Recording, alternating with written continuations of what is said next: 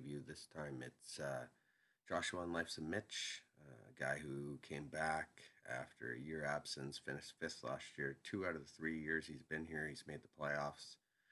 19 and 20 overall, though, and 1 and 2 in the playoffs. And again, just a big thank you to Joshua for what he's done to the LOC with Discord and setting that up for all of us. I think it has made it much better and made us much more connected. Looking at the schedule for Josh, ones I'm looking at, week one versus me obviously took me out last year for the red and white division and American winning a Canadian Cup, which is tough, obviously, for any Canadian. I'm sure we all remember Baltimore in the CFL. And Baltimore in the CFL is a big reason why Baltimore returned to the NFL, by the way. And then also we met again in the fifth place game, and you beat me there. So to get a top five finish. I'm looking for revenge week one, but we'll see what happens.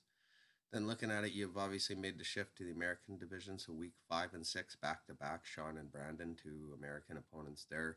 And then looking at weeks 10 to 12, all your games are against international division foes. So that's kind of interesting. Looking at the keepers, you got Ryan Tannehill. Obviously, came out with a breakout year last year. I also respect the fact that you got a couple of your favorite team players there. David Montgomery, A-Rob at receiver, Cooper Kupp is there, catching Kelsey at tight end, and Blake Martinez, now a Giant, as your IDP.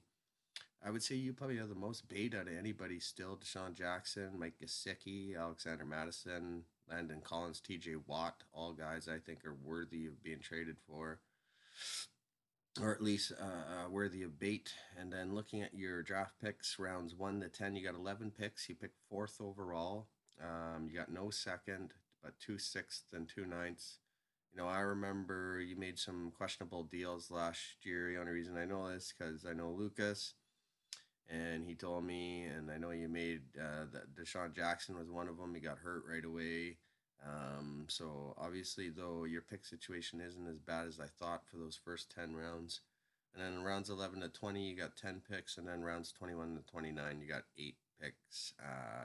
Your last pick is in round 25, though. So there'll be 4 rounds still to be conducted, and you will be done the draft. So anyways, for Joshua this year, the outlook, again, tough American division. And, I think the American division is going to be exciting to watch. I think it's one of the most competitive.